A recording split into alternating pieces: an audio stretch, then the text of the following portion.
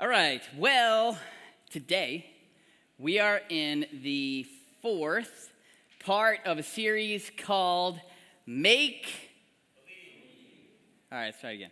Make Believe. Good, that was good. Okay, make believe. And the question we're asking is how do you make yourself believe something, right? How do you make yourself believe something? We've kind of been starting out the same way every week. If you haven't been with us for the past couple weeks, basically what we've been thinking about is what could your life look like with great faith, with real faith, with faith that actually makes you live differently, with faith that, causes you to respond differently to bad news or to uncertainty. Maybe you're not a person of faith, right? Maybe somebody threatened you and made you come here today and you just can't wait till this is over, right? And so you're like, no way, not buying into it. Well, just imagine. What if there really is somebody up there who is genuinely concerned about your well-being and you really can trust him?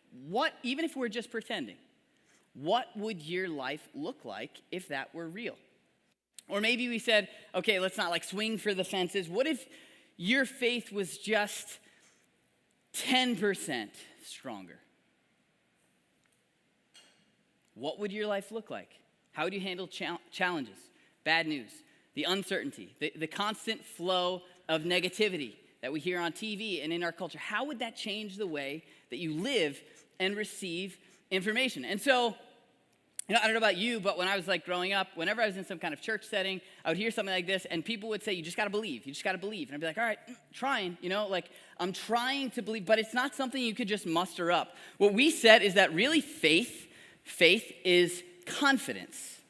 It's confidence. Confidence that God is who he says he is, and that he'll do what he says he'll do. And if you know anything about confidence or trust, you can't just make yourself trust someone. Right? They have to earn it. Trust needs to be built. And so we've been asking, how do we build that kind of faith, that kind of confidence, that trust? We've been talking about something, we didn't make this up. It's called the 5 faith catalysts. We believe that there are 5 things that cause your faith to grow. Now, this list is not anything you'll find in the New Testament or Old Testament, but anytime you ask a person of faith, hey, name something that's helped your faith to grow, what they name will fall under one of these categories. And so if this is how it works, how can we be intentional about incorporating these categories, these things into our lives? So if you weren't with us on week 2, we talked about something called providential relationships. This is the first faith catalyst, providential relationships. They're people that change your faith story, right? If you were to look back and be like, you know what? If that teacher wasn't in my life, my faith would be very different. Right? If my aunt wasn't in my life, if my nephew, if my friend, at some point, and you'll hear it, at some point I ran into this person and I was just challenged by them. They taught me something. Providential relationships seemed like they were stuck there for a reason. And so we talked about groups and how important it is, not just in the church, but in life, how we need people, how people need you and what you have to offer. We need that connection. So providential relationships, that's a big thing. The second one we talked about is something called practical teaching. If you ask somebody about how their faith has grown, you'll hear them talk about practical teaching when they say, oh, for the first time, I went to this group, I went to this camp, I went to this church, I heard this book, I watched this speaker, I went to this place, and I heard for the first time somebody opened up the teachings of Jesus, and they explained them to me in a way I could understand and put into practice. Not just I could learn, not just I could study, not just memorize, not just recite, but actually do it. And I saw there was something real there, practical teaching. So providential relationships, practical teaching. Today we're talking about the third one. I'm not going to tell you what it is yet. I'll tell you a story. So I have a younger brother. He's 5 years younger than me. He's my little brother, but now he's actually a lot bigger, which is not really that hard to be that much bigger than me. But yeah, so he's 5 years older. He's bigger. He's cooler. He's stronger. He's 5 years younger, rather. And I remember when he was younger, probably about 4 years old, that would have made me about 9 years old, we were in our Dodge Caravan, the big green Caravan. And it was back when there was a bench in the back and then half a bench in the front and the one door. That was before the innovation of doors on both sides of a minivan, And so his car seat was on that half bench in the middle, right on the edge. And I remember one day, we get in the car, I'm in the back, and he's in that little bench. He's in his car seat, and he gets himself buckled into the car seat. And he was buckled to the car seat, but the car seat was not buckled to the seat, to the bench. And so whoever's driving goes to make a left, and there goes my brother Nick, like in the car seat, off the edge, and just boom, like right on the floor. And from that point on, he became like the seatbelt marshal in our family. Every time we get in the car, he'd look around, like, everybody got their seatbelt on, we're all good. Like, that was his thing. The seatbelt was now his thing. Have you ever been in the car with someone?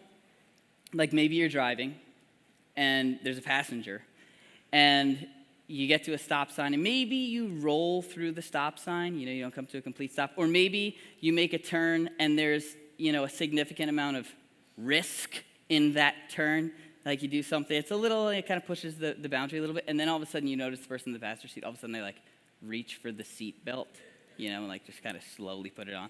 Or let's say they have their seatbelt on, which is a good thing. The official stance of community church is that you should wear your seatbelt. Let's say they've got it on. It's like all of a sudden you do something and like they just like, they grab the seatbelt. Like, okay. I have a friend who, one of my best friends, whenever we're in the car, he like sits down, he buckles up, he grabs the handle and he puts his hand on the ceiling. And it's not because of me. It's not because of the way that I drive. I'm not a bad driver. I'm just an efficient driver. And so he's like, bracing himself, right?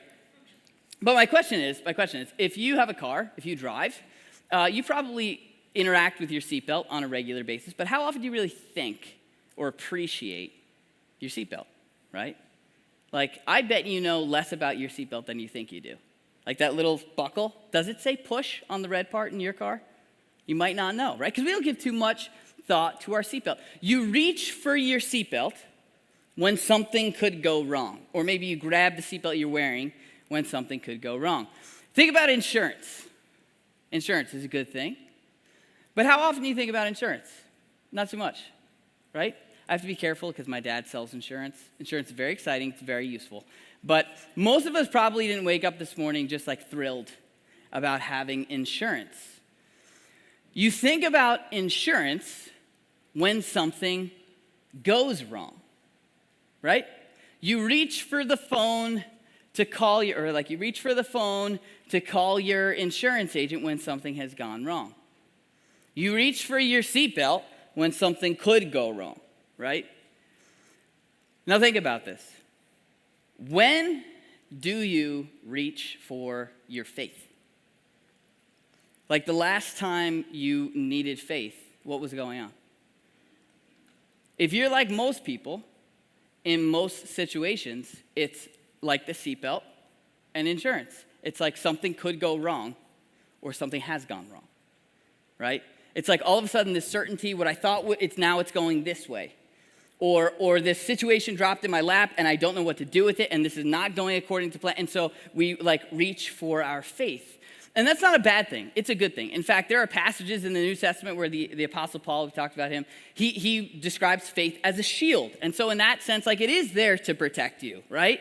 It is there to be a source of protection, to react to the negativity in life. But here's my question.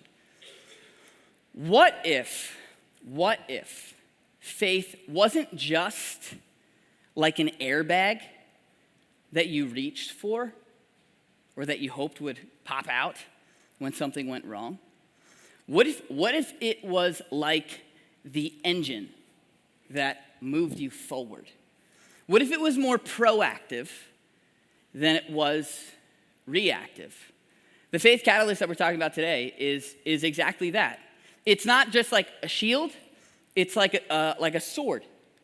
It's not just an airbag or a seatbelt, it's like an engine that moves you. And for me, if I'm being totally honest, like for me, this was the faith catalyst that changed everything for me.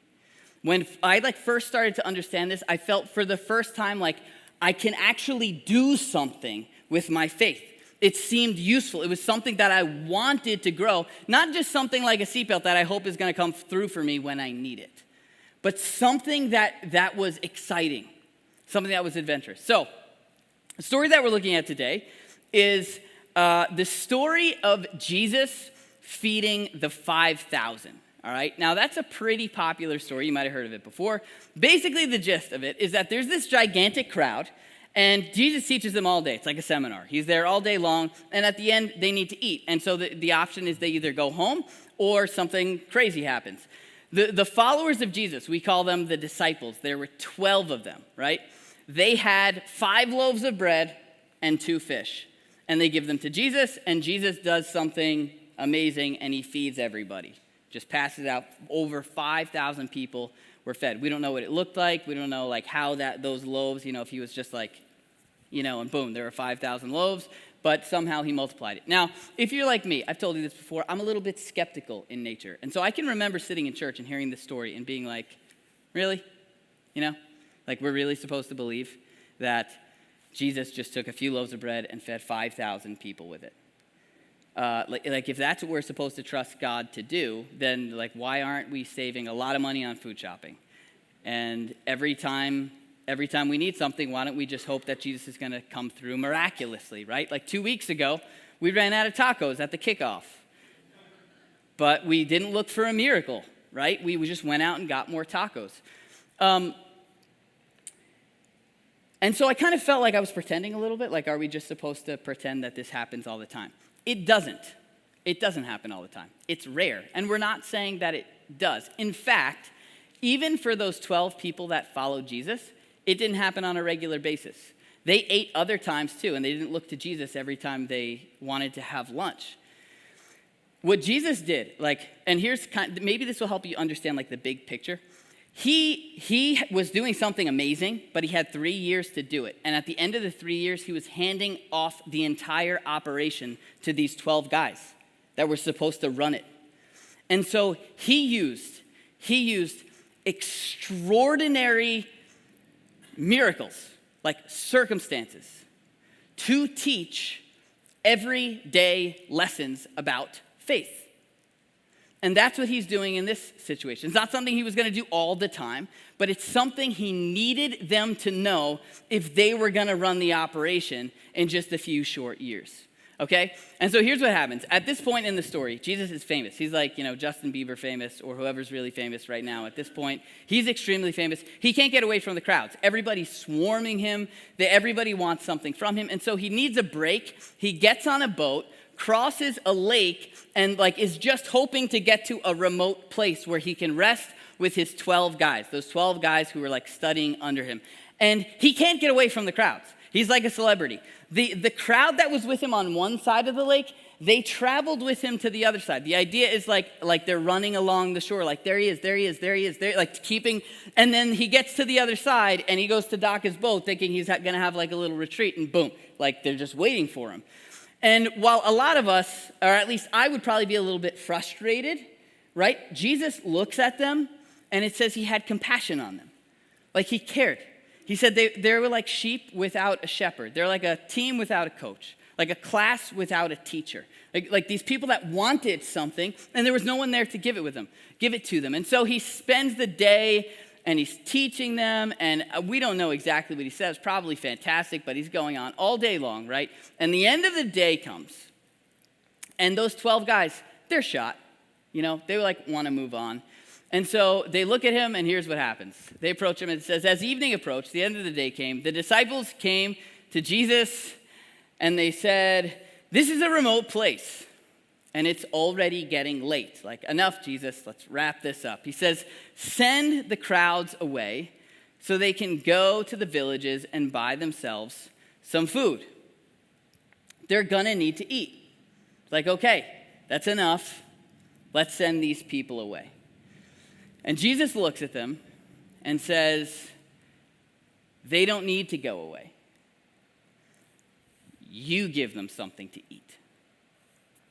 He invites them in to what he's doing.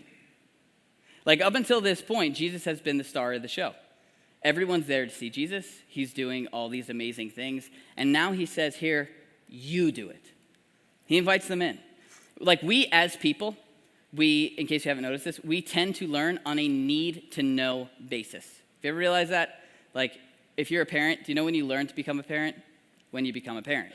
Right? If you learn how to drive, you learn how to drive when you need to know how to drive. We tend to learn on a need-to-know basis. My mom, she used to cut my hair like, I don't know, once a month maybe, and I had this like nice, tight, buzzed haircut. And I was just a scutch. Like, I would sit there, and the whole time I'd be like, are you done? Are you done? Are you done? Like, I was very impatient. And she would, go as fast as she could. She was fantastic, super patient. And one day she had enough. So in the middle of the haircut, she was like, yeah, you know what? I am done. And she just put it down and walked away. I'm sitting there with, like, my head, like, oh, no. But that was the best thing she could have done for me, because that day I learned how to cut my own hair. And she literally saved me, like, thousands of dollars all through college. We tend to learn on a need-to-know basis. And so get this. What Jesus is doing to his followers, he needs them to be able to trust him. And so he puts them in a situation where they're going to have to trust him so their faith would grow. We call this is our faith catalyst, our third one. We call this personal ministry. Personal ministry.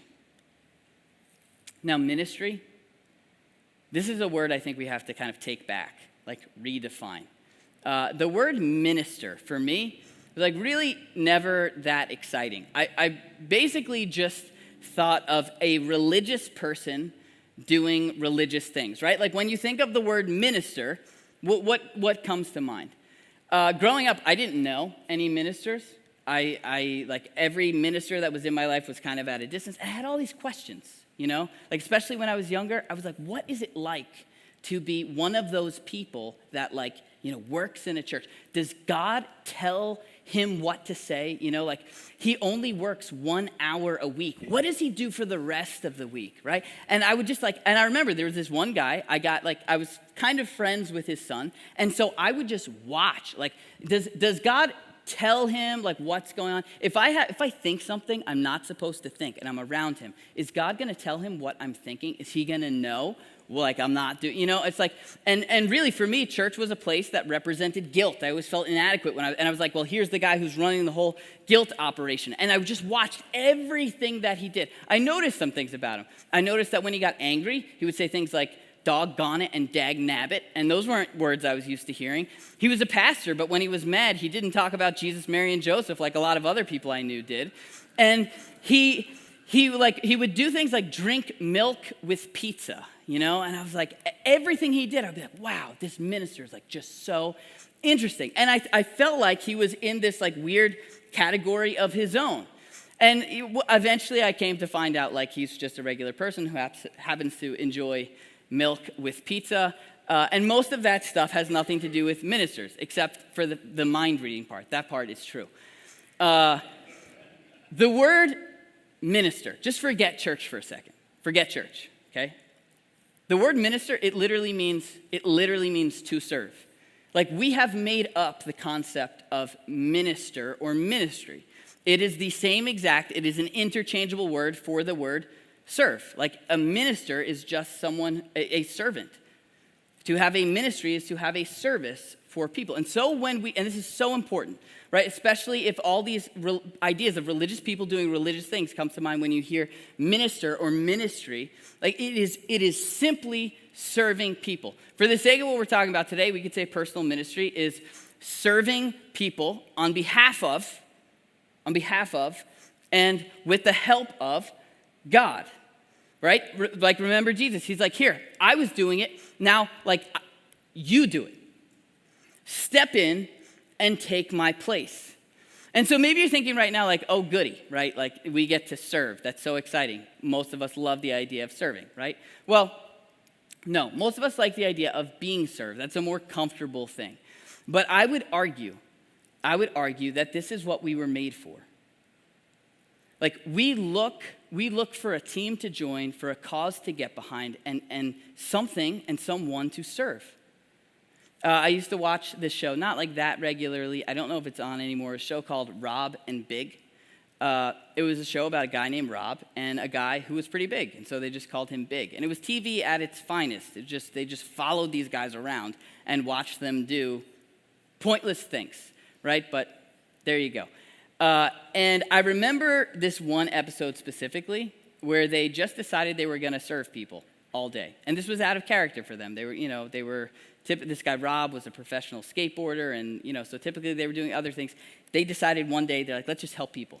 So they rented an ice cream truck, and they drove around. They gave everybody ice cream. And then they went back to their house with their gigantic closets and just emptied them out and gave their clothes away to people. They just kept looking for ways to serve people. And at the end of the episode, they were like, this was amazing. There's something deeply fulfilling about giving yourself to something. This is what we were made for. Just this morning, I read about this study that was done where they asked people over the age of 95, if you could go back and change one thing about your life, what would you change? Do one thing differently. And the top three responses, they said they would reflect more, they would risk more, and they would give themselves to something that would outlive them. They would serve. This is what we were made for. This is what it looks like to thrive. And this is what Jesus has invited us into. There's one point in the Gospels where Jesus says, whoever wants to save his life will lose it. But whoever loses his life will save it, will find it. That's the idea. Like the people who are like, just gimme, I just gotta accumulate, like it's all about me, I'm living in this constant pursuit of pleasure. Eventually, if you haven't seen this before, it's just gonna end up in deep, unfulfilling dissatisfaction. But the people that decide, like they're looking out, like when I say serve, I mean looking for needs in the community, not like just in the church, like out there, at the bus stop, at school, at work, the people you rub shoulders with on a regular basis, like look for the needs and take a step toward meeting them. And so Jesus invites us in, like he has compassion on people. He's saying, you have compassion on people, step in and play a part here, right? And here's what we run into. Here's what we run into every single time. If you decide to do something like this, they respond to him and they say, we have here only 5 loaves of bread and 2 fish. We don't have enough. They run into insufficiency and inadequacy. We don't have enough to do what you want us to do. Now let's stop for a second and think about this. Like imagine you're sitting there and there's a crowd of 5,000 plus people, right? And Jesus is like, yo, feed them. This is a logical thing to say. Like I don't think we should jump on their case here. I think this is somewhat reasonable. This would be like me, like let's say I've got a lunch box, right? And I'm like, hey, all right, you guys want to eat? Thanks for coming. Let's sit down and have a meal. And I open up my lunchbox and pretend this is gonna feed everybody, right? You'd be like, okay, this guy, like, no, he doesn't know what he's talking about. And so this is a logical response. But remember, this is like Jesus is doing this to teach them something. In fact, John, who wrote the Gospel of John, writes the same story and says that Jesus was doing this to teach them. What he wanted them to do was run face first, full speed into this feeling of inadequacy. Like, I do not have enough to do what you are asking me to do. He's trying to prepare them for how they're gonna live when he's gone. And he wants them to remember when they see a situation, they go, something should be done there, but I don't have much to give. He wants them to remember this time when they sat before him and looked at their loaves and their fish and the crowd of 5,000 plus people and felt like they could do nothing about it. He was fishing for this feeling, for this only 5 loaves. And only 2 fish. He's fishing for it because he wants them to remember this feeling. And so they're looking at what they have and they feel like they have nothing. And Jesus responds. He says, bring them here to me. He doesn't say like make the best of it. He doesn't say like, come on, like really? Like forget it. I got this. He doesn't get on their case. These guys were fishermen. You ever notice like they never have any fish? They were just on a lake. They got 2 fish. There's 12 of them, 2 fish, right? Doesn't say anything. He's like, okay, fine. This is all you have. Just give it to me. It's as if he's saying, invite me in to that feeling of inadequacy. When you feel like you don't have enough to do what needs to be done, just invite me into it. Give me a shot. It's as if he's saying, just give me what you got. You may feel like you only have this, you only have that, but give me something to work with. And if you know how the story ends, Jesus goes on and he feeds all these people. He does something unbelievable. And it's in that moment that they realize that like God would use what they could do to show them what he could do. And it was then that they would realize that the little that they had could go way further than they ever thought. And so here's my question for you. Have you ever seen a need? Have you ever noticed somebody or something? Like somebody in pain, somebody who needed something, somebody who's beaten up, someone who's down, or maybe an issue that like just needed somebody to care about it. An opportunity to serve.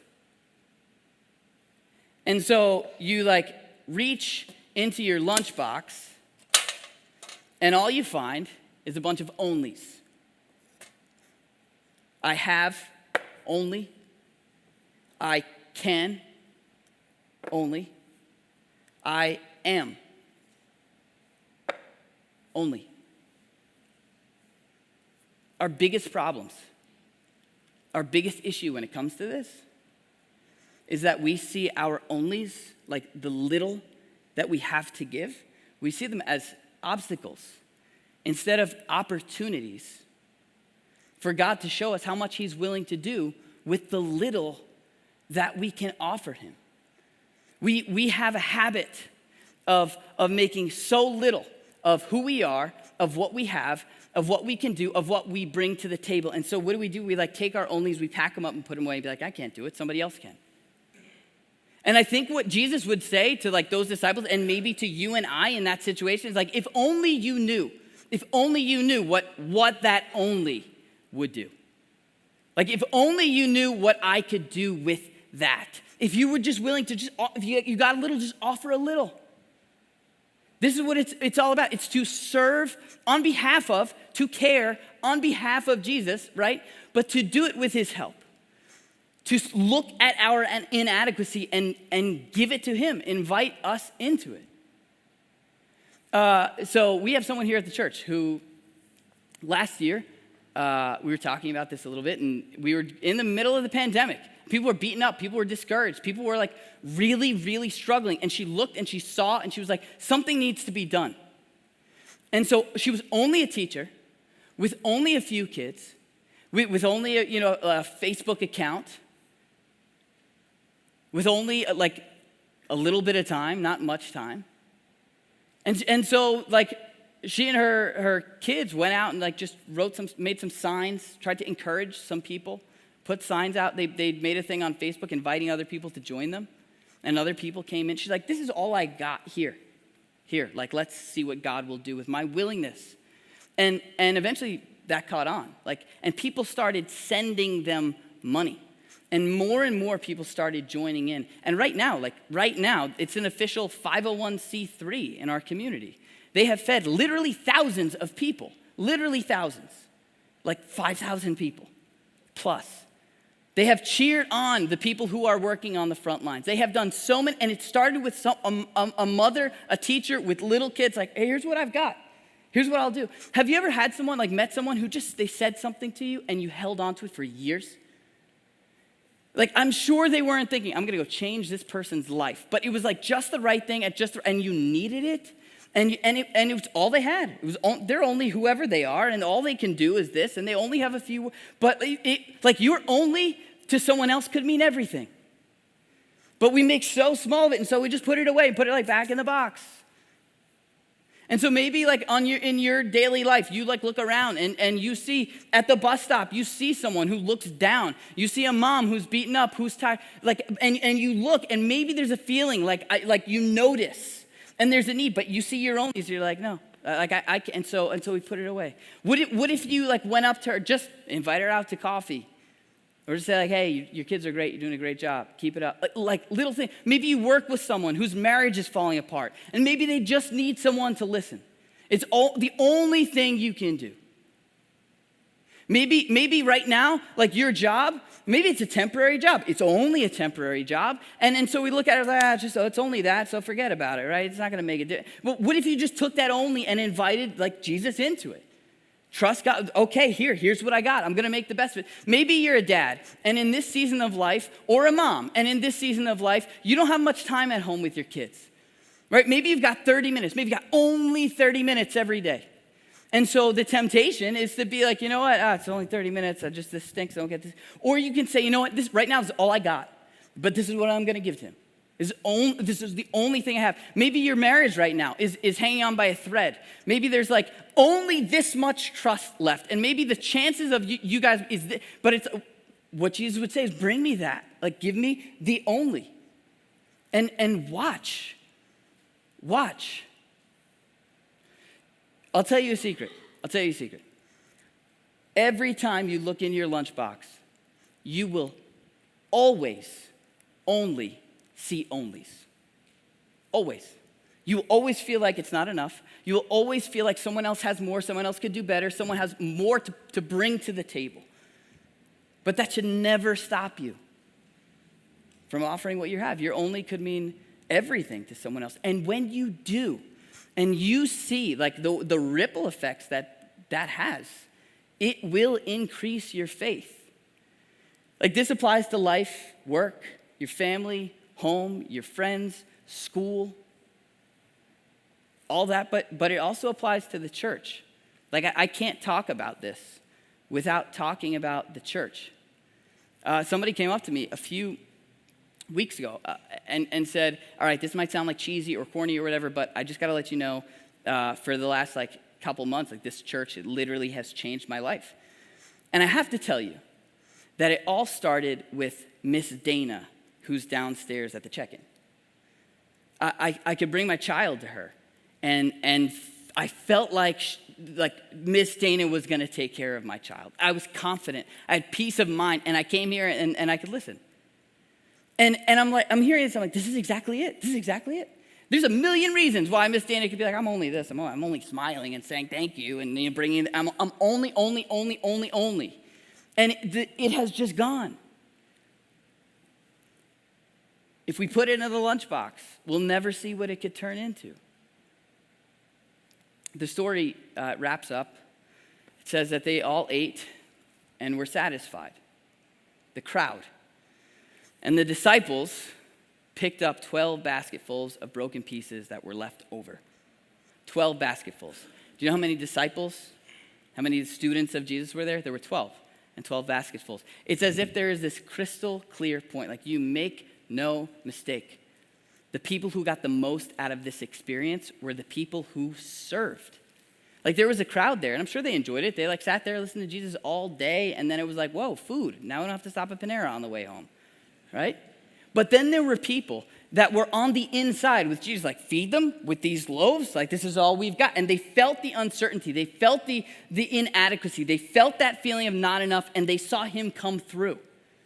And they left, not just with more bread, but with more faith. Like, okay, this guy can do it. And for them, they had ups and downs after this, and things didn't always make sense, and a lot of times they didn't quite get what Jesus was trying to teach them. But it's as if to say, make no mistake, they walked away with more than they came in. And I'll tell you right now, the people in this church who have gotten the most out of this church are the people who are on the team, who like they sat with us in the backyard when we had some folding chairs that didn't match and no money and no team members and nothing. But we've together felt like there was a need. And so one step, felt that uncertainty. And one thing after the next. And this, in case you don't know, this whole building was given to us. It was just handed to us. And with that, there were people who were part of the church that was here before that came with it. And we're like, we're in. We're on board. Somebody came up to me when we first said we were going to Babylon. She said, I'm praying that this church will have a building on Main Street in Babylon. And I was like, you keep praying. And so, like, don't get me wrong, this is not a pitch to join the team. But if there's something that I want, what we talk about in our staff meetings, the leadership of this church, what we want for you, not from you, but for you, is to join a group and to join the team. To join a group so you can get connected and so you can be honest about your struggles and your hang-ups and your doubts. And there are people that are like, yeah, me too, right? And you can wrestle with those together. And to join the team, to feel that like, well, this is all I have. And to watch what can happen with that. No matter where you are in your faith, like as you are. Do you realize Judas, if you know the Bible, Judas was there? Like he's the guy that, betrayed Jesus later. All these people were so imperfect. Their beliefs were all over the place. They were doubting. But they're like, okay, this is how we are. This is what we have here. And if you do, I think you'll see that your faith will grow. And so my question for you, what I'll leave you with, is this. What's in your lunchbox? Who do you run into on a regular basis? Who needs to just hear from you? Who needs a phone call? Who needs to be taken out to lunch, to coffee? Who needs a little bit more of attention? And maybe you feel like it's the only thing you could do. When we do what we can do, that's when we'll see what God can do. But we have to take our onlys out of the lunchbox. Let's pray together. God, thank you that you love us. We don't have to ask you to be good. We don't have to hope that you're good. We don't have to work for your love. We just have to accept it, to trust you by faith, and to wrap our minds around the fact that we will never wrap our minds around how much you care about us. God, would you give us eyes that can see the needs around us? They are everywhere. The hurt is everywhere. Would you help us to see not the big things, but the small things we could do on a regular basis, the onlys that we bring to the table. And would you help us to see the difference that it makes so that it would strengthen our faith. In Jesus' name we pray.